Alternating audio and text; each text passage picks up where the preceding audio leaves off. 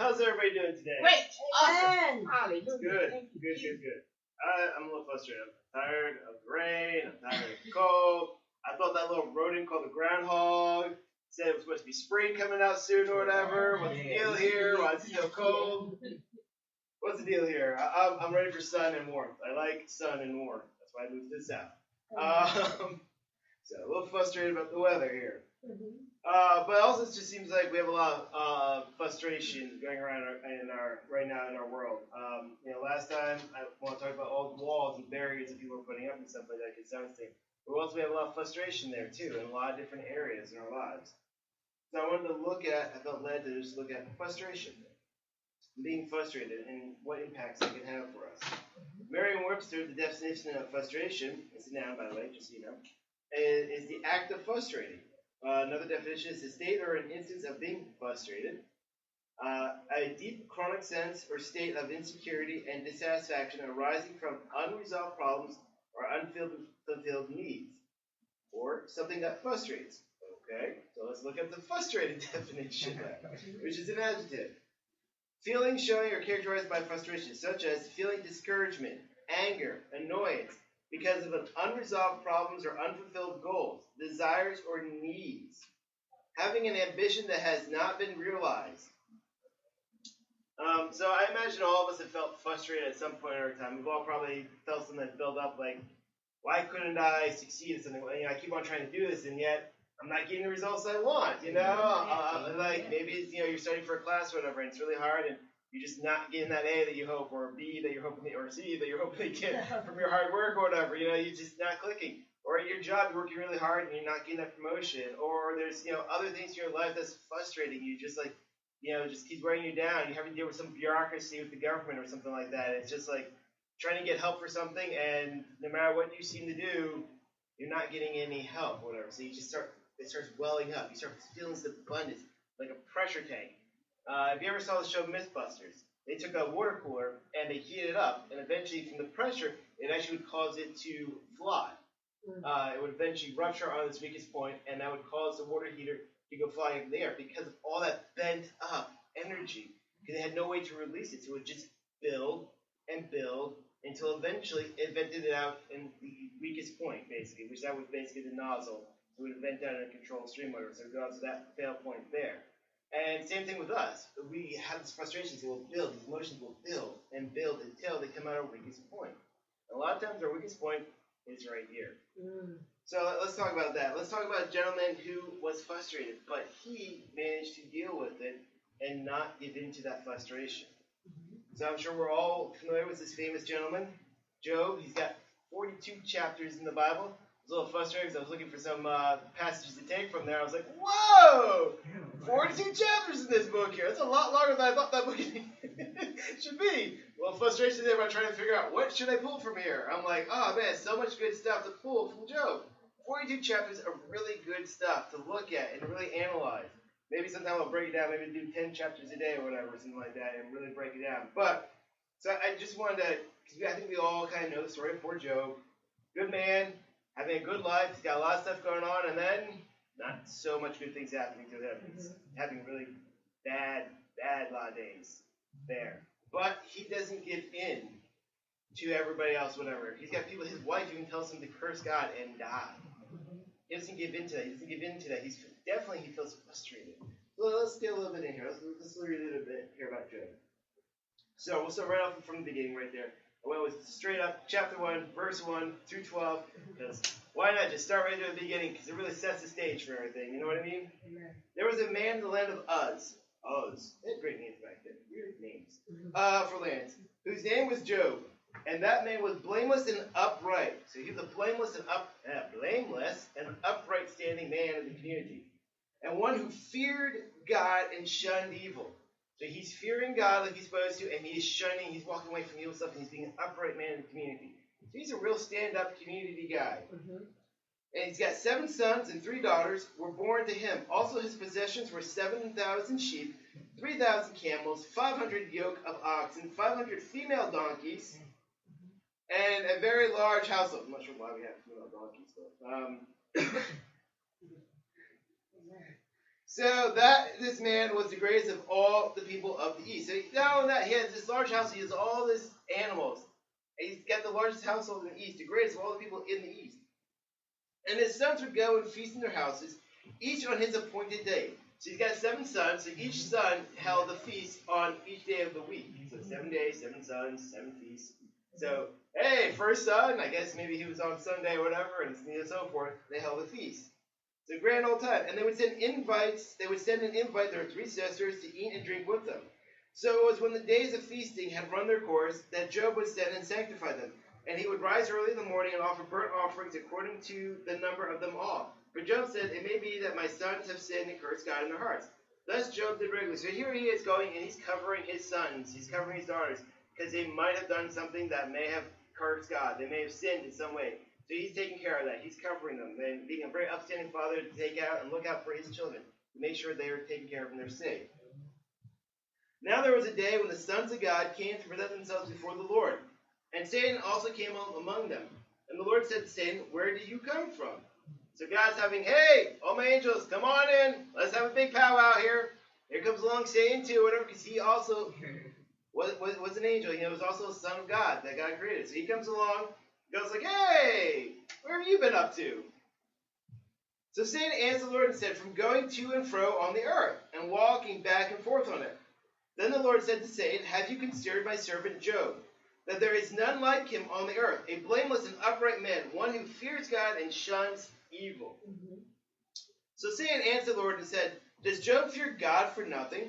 Have you not made a hedge around him, around his household, and around all that he has on every side?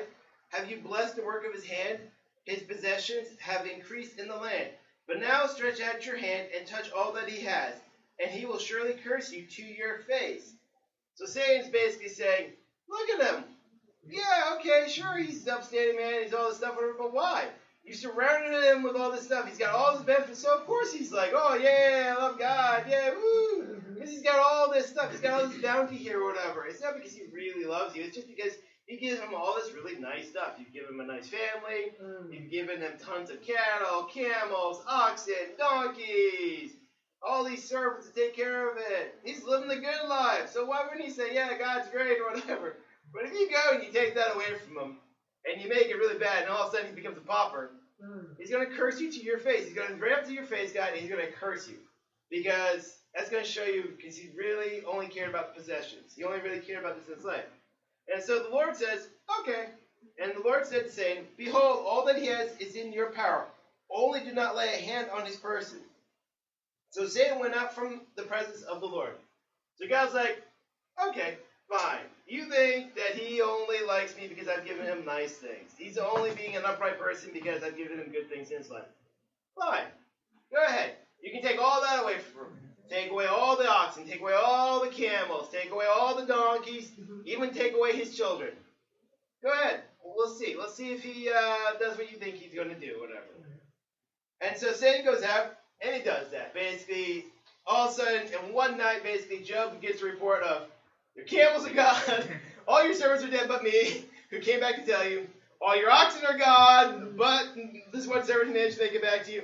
All your donkeys are gone, but me. Oh, and oh, by the way, all your kids, they died. The 4 corners of the roof came down while they were having their feast. Bam! They smushed. They dead. But I managed to make it over here and come back to tell you. So you got like maybe 5 servants that made it back to them to go tell them all this stuff with bad news. Everything is gone. It all comes in one night. One messenger after another. I don't know about you, but that's a lot of bad news to take in one day. It's like, okay, I lost my camels. Now I lost my donkeys. Now I lost my ox. Now, and now I lost my children? Because that's the last messenger was his children or whatever. That's the coup de grace, if you will. For most people, that would have been too much. That would have broke most of us. We would have just been like, dude, I mean, that just like, but not Job. He didn't give in to it. He still stayed faithful to God. He tore his clothes, his friend. He cried out to God or whatever, but he didn't go and curse God. He stayed faithful. So, God then had another day where he called all the sons back up there. And they had another meeting. And so Satan's like, well, all right. That was just his possessions, whatever. So he can get over that. You know, those weren't really himself. But his flesh, if you inflict upon his flesh, if you attack him directly, then he'll curse you to your face. Then he'll curse you to your face. The God's like, okay, let's go ahead. Go ahead and do that. So he inflicts massive, painful boils on him. You even have one scene there where Job takes a pottery. He cracks a piece of pottery and he scrapes it against his flesh because these boils are so painful. So they're trying to scrape it off his flesh or whatever. His wife comes to him and says, curse God and just die. I mean, your life is miserable. I mean, look at this. You lost everything. You're now suffering these tormental pains here or whatever. Just curse God and just die and, be done with this, But no, he doesn't. In Job chapter 2, verses 11 through 13, we then meet Job's three friends. So Job is still hanging in there, not cursing God, still suffering along. And so in chapters 11 through 13, his three friends come. So now when Job's three friends had heard all of this evil that was come upon him, they came every one from his own place. Eliphaz the Temanite, Bildad the Shuhite, and Zophar the Naaman. For they had made an appointment together to come to mourn with him and to comfort him. Hey, great! Come with me, mourn with me, and comfort me. Good friends, in that sense. And when they lifted up their eyes afar off, and knew him not, they lifted up their voice and wept. And they rent every one his mantle, and sprinkled dust upon their heads toward the heaven. They saw their friend Job, and they didn't recognize him. Because of everything that happened, he just did not look like Job anymore. I mean, he was covered in these boils, lesions. Job shaved his head, if you remember. Previously, when he rent his clothes, who was this man they were coming upon? They were crying out, So they sat down with him upon the ground 7 days and 7 nights, and none spake a word unto him, for they saw that his grief was very great. So they meet Job finally, they come to comfort him, whatever, and initially his grief is really great. So they don't necessarily have anything, they can't say anything. So for 7 days, you just sit with him, to just be companionship there. It's actually the one good thing they actually did. Because sometimes when you encounter people who have a great deal of grief, whatever, words don't necessarily always help, whatever. It's sometimes better to hold your tongue and just sit there with them, letting them know that you are there with them. Yes. Because nothing you say really will make them better. What words were they going to necessarily say? Really, it's like, well, those were great oxen you had, but it's okay. Those were nice kids you had, but you had great skin before. It was flawless. I mean, what are you going to say? I mean, there's not really anything you can say except just be there. By being there and letting that person know that you were there for them. So that's one good thing they did, whatever. Is they came and they didn't speak. They held their tongues. They held their tongues the entire time. It might have been a different chapter, different book. But eventually, of course, they give in. Eventually, they start talking. And so in Job chapter 4, verses 7 through 9, Job's good friend Eliphaz is the first one to speak. And so he goes and says, remember now, whoever perished being innocent, or there were the upright ever cut off. Even as I have seen, those who plow iniquity and sow trouble reap the same. By the blast of God they perish, and by the breath of his anger they are consumed. So here's his friend where he finally decides to open his mouth, and he says a lot of things, but he's basically saying, what'd you do? This wouldn't have happened to you if you were a good person, whatever. What wrong did you commit? What sin did you commit that God decided to punish you, whatever? Because he didn't get the concept of whatever, that bad things can happen to good people, whatever. So Job's now basically getting attacked by his friends who came to comfort him. They were doing great. They were sitting there mourning with him in silence, comforting him. And now they decide to open their mouths and start talking, whatever, and basically say, what'd you do wrong? Why is God punishing you? Confess to your sins. God wouldn't do this, whatever, if you were still blameless. So Job is just getting this barrage from his quote-unquote friends or whatever, and it weighs him a little bit, not to mention its own thing here. So in chapter 6, verses 9 through 13, we hear Job, that it would please God to crush me, that he would loose his hand and cut me off. Then I would still have comfort, though in anguish I would exult. He will not spare, for I have not concealed the words of the Holy One. And what strength do I have that I should hope? And what is my end, that I should prolong my life?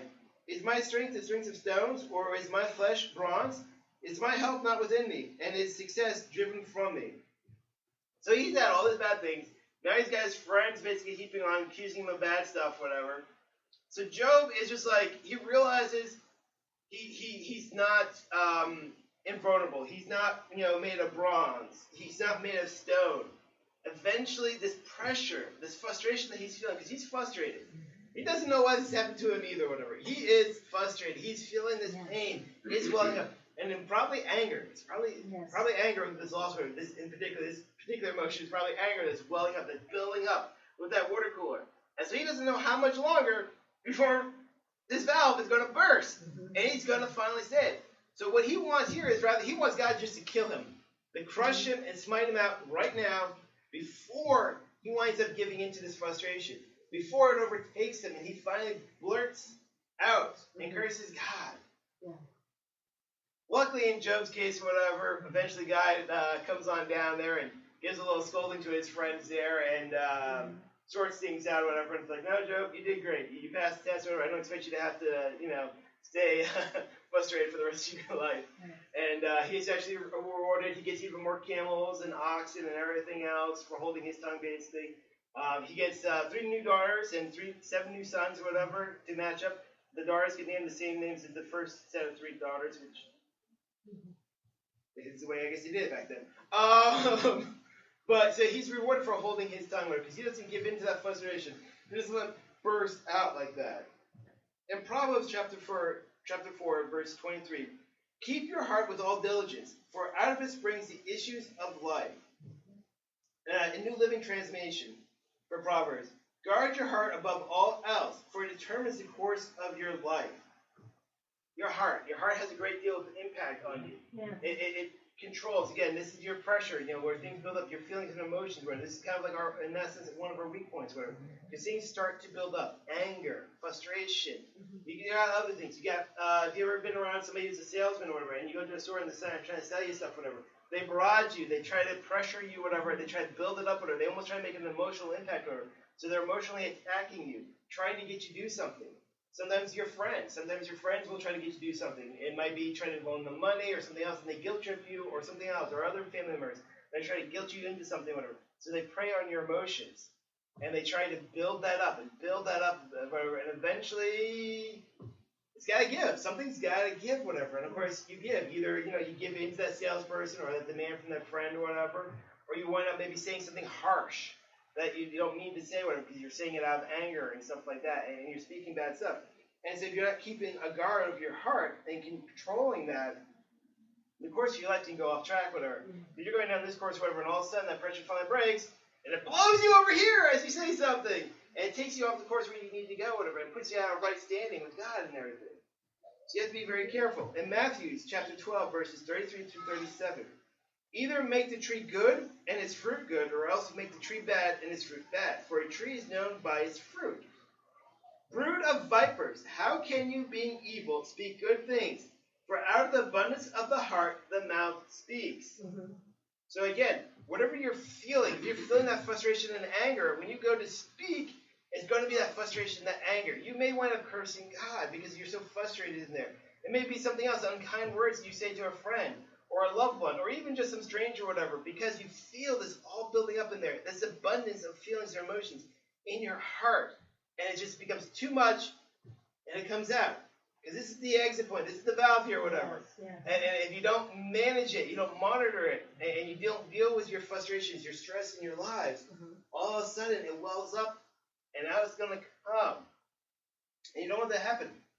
A good man out of the good treasures of his heart brings forth good things. An evil man out of the treasure brings forth evil things.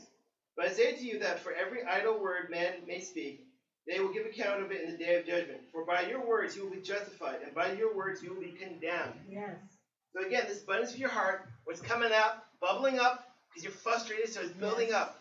Whether it be anger, whether it be pressure, whatever, somebody pressuring you to do something, whatever is trying to make you do something, eventually it keeps building and building and building, and eventually it's going to come out of your mouth. Yes. Whatever it is, good or bad, and you're going to have, you're going to be basically judged by that, by what's coming out of your mouth, not your thoughts, but what actually eventually you materialize on. Yes. You remember last time when I was talking about letting things go and stuff like that, how the Bible does a lot of stuff about your actions, about how you have to let things go. It's not so much about thoughts, but about your actual actions and stuff like that. Mm-hmm. And again, the same thing here. It's not necessarily your thoughts. Like you may feel something in your mind, whatever. You may think something, whatever. And that's fine. You know, we all think things. Our minds are going. Job there, I am sure maybe, again, the whole reason why he asked to be killed was because he knew he probably had a thought, like, I might, curse God at some point or whatever, because it was weighing on him so much. And so he knew he might curse God or whatever if it continued on or whatever, because eventually it would be too much for him to bear. And so he knew that. That eventually it would be too much. The frustration would build too much, the anger and everything, and eventually it would come out or whatever. But he just had some thoughts. And even though he had the thoughts in his mind, he still hadn't sinned or whatever, because he hadn't manifested, he hadn't made that action. It's about the actions you take. When you verbalize those words and you bring them forth, you're speaking life or death.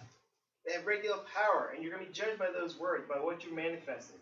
So you have to guard your heart to make sure you're being mindful about what you are releasing out there into the world. What actions are you taking? Because it is an action, and your actions have ramifications for you. Your actions have ramifications for you walking with God. Luke chapter 6, verses 43 to 45. A good tree can't produce bad fruit, and a bad tree can't produce good fruit. A tree is identified by its fruit. Figs are never gathered from thorn bushes. Grapes are not picked from bramble bushes. A good person produces good things from the treasury of a good heart. Mm-hmm. And an evil person produces evil things from the treasury of an evil heart. What you say flows from what is in your heart. Yes. So again, what we're saying is replicates what's in our heart. So what are you saying to people?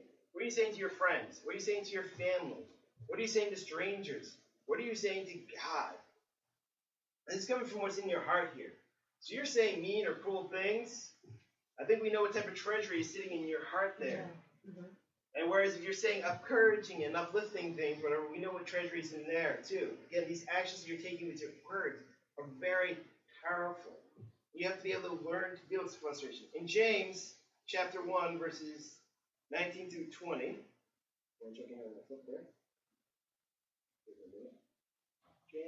James. Apologies. There you go. In James chapter 1, verses 19 through 20, we have, Wherefore, my beloved brethren, let every man be swift to hear, slow to speak, slow to wrath. For the wrath of man worketh not the righteousness of God. Not the righteousness of God. So here he's talking about, let every man be swift to hear. Hear things, be open to things, whatever. Take everything in. Be slow to speak, though. Don't be in a rush to say something, whatever. Slow down. As they like to say, slow your roll, people. Yes. Slow your roll. Slow it down. Listen to everything. Take everything in. We see that happening today, whatever. Everybody's saying something, whatever, and then quickly rushing to judgment and saying stuff. The news case, obviously, that most of you probably have heard of, the Empire guy, Jesse Simone. As soon as his attack came out, everybody rushed to condemn the attackers and heap praise, whatever, and stuff like that. And now they're taking their own backlash from other people because he's basically been accused of basically making up that whole fabricating the whole crime, whatever, just because he wanted to get a bigger paycheck on the show. Wow. And that's the current speculation is that he wanted to get paid more money. And so now all those people who had to rush to defend him, whatever, to support him and say, yeah, they're having to backtrack or whatever. Not only that, it's also hurting everybody else who is a legitimate victim of hate crimes, of these types of crimes, whatever. Because now, the next time this happens, and you're bound to be able to say, oh, we can this or whatever. It's like, well, wait a minute here. Are we sure this really was true? Or maybe this is another made-up one, whatever. Because people rush so fast to talk. Now, unfortunately, they're actually hurting true victims out there. Because there are true victims of hate crimes. There are people who are still being attacked and hurt in this country by hate crimes, by racial motivated crimes and stuff like that. And unfortunately, now these victims have a harder road to prove their cases because people could not slow down. They could not take their time to think about it, investigate, take it in, hear it, but wait to say something on it because we want to live in this rushed world. We want to live in this instant text messaging world, whatever, instant Facebook. So it's the first one to say something is what matters. And that's not what God wants us to do. He doesn't want us to be rushed like that. He wants us to take our time and think carefully. Slow your roll. Next time you go to talk, take a second. Pause. Think about it. When you start getting frustrated, Stop. Think. Let go. Talk to God. Slow yourself down. Count to 10, as they like to say. Or count backwards from 10. If you like. You treat it as countdown or whatever. Slow down. Slow down. Take it all in. Proverbs 18, verse 21.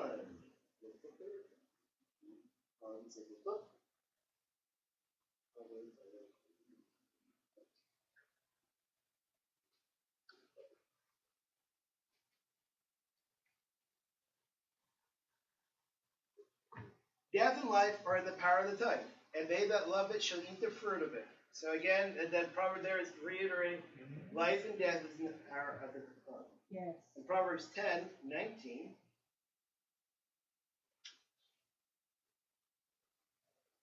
In the multitude of words there wanteth not sin, but he that refrain his lips is wise. So basically that passage is maybe a little confusing when I say that in King James or whatever. But basically, multiple words does not get rid of your sin. Basically, you can sit there and say a bunch of words or whatever.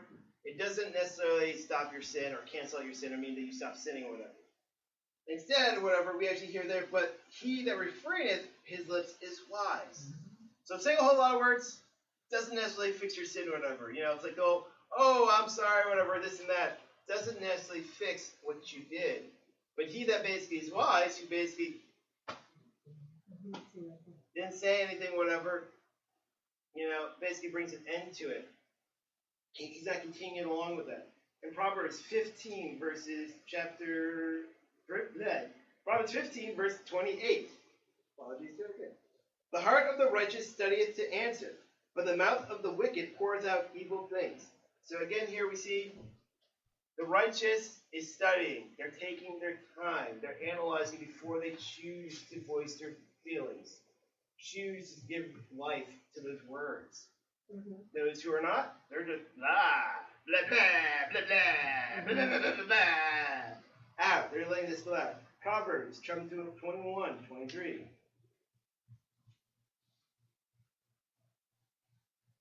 Who keepeth his mouth and his tongue, keepeth his soul from troubles.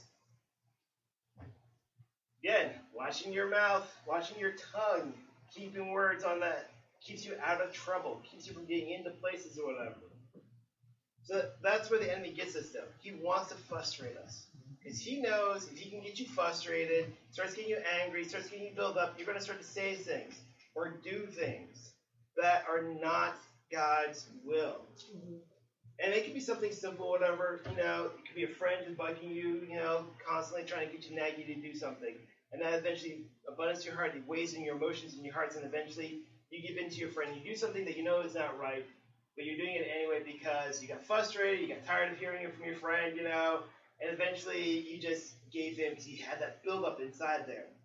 Or you build up whatever, and then you say things that are very unkind, that are ungodly, that don't speak life to that person. And again, it all works in the enemy's favor or whatever. Either he gets you built up to speak something that is not godly, that is sinful, lets you give into anger or wrath and say things, whatever. Or he even forces you to take another type of action or whatever. Maybe even you hit somebody or whatever because you get so frustrated or whatever, and you swell something that way and it results in a physical altercation. And where you just lash out physically at somebody because it builds up. Mm-hmm. But here we go. We saw the start of the passage is study. So God wants you to, again, slow your roll. Yes. Let's slow down. Pump the brakes. Woo! Pump, pump, pump. Pump those brakes. Slow down. Take a moment. Count to 10, count to 100, whatever it takes. But think about it. We get a lot frustrated in our days because we're like, I haven't accomplished anything, whatever. So for those of you who feel like you're getting frustrated and you don't feel like you're accomplishing stuff in your days, I challenge you this. Keep a time journal. Do it for like a week. Track everything that you do in a week. So how many hours do you spend doing this? You know, like, okay, I went to bed from 10, I woke up at 6, okay, that's 8 hours of sleep, whatever. Then from 6 to 8, basically I was me getting dressed, whatever, bathroom, whatever, all like that, eating breakfast, whatever. From 8 to 12, maybe you were at work, so you're actually working or whatever, or maybe you're doing something else, maybe you're watching YouTube videos for 4 hours there. But, you know, if you feel like you're frustrated in your life and you're not getting stuff done, I ask you to study your time. Study it. Just like with the words where study before you speak. Here, if you feel like you're not getting something done with your time, you get frustrated there in that area. getting frustrated because you feel like you're doing stuff in your life, just take a week and actually keep a journal. It's just like for people who want to watch what foods they eat, so you keep a food diary basically. Keep a time diary. Track your time. See what you're doing. Are you spending time with God? Are you blocking off 10 minutes, 5 minutes, an hour, 2 hours, whatever it is? Are you blocking off any time in your days in this week? Are you spending it with God? Are you actually talking with Him? Mm-hmm. And if you go and then you study what you're doing with your time, you'll start to see what is actually most important to you. It may be YouTube videos of cats. Because you may find out, I spent 20 hours last week watching YouTube videos of cats. Now, it may not be cats, it could be something else, whatever. But, basically that type of thing, whatever. So study your time. Look at what you're doing with your time, whatever. Analyze that. Before you start getting rash and frustrated, you start speaking out and staying there, continuing spelling out because you can't accomplish anything. Take a look and see, what are you actually doing? Study what you're doing. Just like you study before you speak, study here too, whatever, again, before you speak. So study your actions. What are you doing? Are you actually doing anything to try to achieve your objective that you say you want to achieve? Or does your time actually reflect something different? That you're spending it watching YouTube. Also, just a little note, this is scientifically proven. There's no such thing as multitasking, so if you think you're multitasking, you're not. There is such thing as multi-switching, but usually it takes 15 to 20 minutes to reorient yourself with the task. Or so you're doing one task and then you switch to another task. So just keep that in mind or whatever. There's no such thing as multitasking. If you're trying to say, I was multitasking, you weren't. You're doing two things badly, basically. It's been scientifically proven. Contrary to popular opinion there, whatever. But you need to slow down. So whatever it is that's starting to frustrate you in your life, and there's a lot of different things that can frustrate us, I ask you to slow down, study it, actually look at what is going on there. Well, where's this frustration coming from? Yeah. Talk to God about it. Yeah. So if you do that time journal, see you don't have any time with God, well, that may be part of the reason why you get frustrated in your entire week or whatever. Because you're not taking any time setting it forward to talk to Him. How much time you want to talk to God, that's up to you and God or whatever. I recommend more than less. But everybody's different, and, God may be like, you guys may only need a 10-minute chat on one day. Maybe you need an hour-long chat on other days. Some days you might need a lot longer than that. How much time you need to talk. It's just like talking with a friend. Sometimes you talk to your friend for a couple minutes or whatever. It's like, hey, how's everything today? Good? Yeah, okay, great. Other times you need to really talk to them, whatever, and you talk and let out. And by talking to God, He can help you resolve your frustration. You have to study what you're doing. You have to be wise about what you're doing. You just can't sit there and give in to that pressure and that frustration and just act rashly. That's what the enemy wants. He wants you to give in. As soon as he gets you to act rashly, he's got you. Now, you may just go and curse God to His face. And as we know, as they were pointing out in the Job there, you go and do that, well, that's it. God's going to kill you. So, I don't want that to happen to anybody here. I don't want you to go and do that. So take God's lessons about studying stuff, slowing down, being wise with what you say. Examine whatever it is that's frustrating you. Taking that to God and talk that over with Him. Seek His wisdom on the matter. Seek His guidance on the matter. If it's, you're frustrated with the time that you're spending on stuff and not getting things done, study. Are you really spending time on that? Again, if you're spending 20 hours on that cat video and 2 hours on the thing that you claim to care about, again, I argue you care about the cat videos and not the thing you claim to care about. Because it doesn't reflect it in your actions. Just like with your words there, it would not necessarily be reflected in your words. So the same thing with our physical actions that are physically active, like our corporeal body, basically, than our words, which go out into the air and vibrate through the atmosphere, basically. So you need to slow down there and come to God, count to 10, come to God, and give it over to Him. Let Him relieve that frustration for you. Whatever it is that is frustrating you in your life. And we all have things that frustrate us. We all have things. I can't list the number of different things that frustrate people because there are so many things that frustrate us. You go to the DMV. That might frustrate you, whatever, because how long you have to wait in the line, and then they tell you have to go and get another line because you wait in the long line. So now, 4 hours later, maybe you kind of get the right form, and oh, by the way, they closed down, so you have to come back next week, whatever, because it's Friday, and they're not going to be open over the weekend. All those things, whatever. There are so many different ways to get frustrated, because the enemy has a lot of different avenues to attack us and frustrate us. But that's okay, because we have God. And if we go and we take that to God, we slow down, and we go, and I'm starting to get frustrated. I'm trying to feel this abundance in my heart here. I'm about to say something. Stop. Let me go to God. Let me pray to God. Again, count to 10 and call God. Call Jesus. Yes. Talk to Him. Turn it over to Him. Oh God, I'm starting to feel frustrated here. I'm starting to feel this abundance, whatever. Same thing, whatever, it's the old-fashioned thing of like a salesman. Again, salesman trying to pressure you to do something, or even a friend or family be like, call time out, and you walk away. But hey, you know what? I'm going to think about that. I'll be right back with you. And you walk away from the person. You get yourself out of that situation, whatever it is that's frustrating you.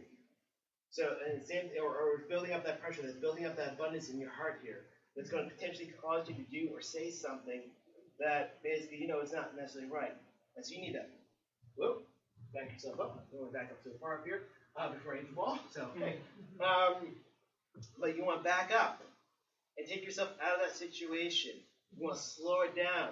You break up the salesman's mojo, if you will. Just like you're breaking up the enemy's attack, his rhythm. Because he's got a certain rhythm he's trying to do. So he's kind of boom, boom, boom, boom. And you put a pause in there, all of a sudden that rhythm goes out of whack. Yes. It gives you an opening. Because now you have your chance to protect yourself. You have a chance to bring God in or whatever and let Him deal with the matter.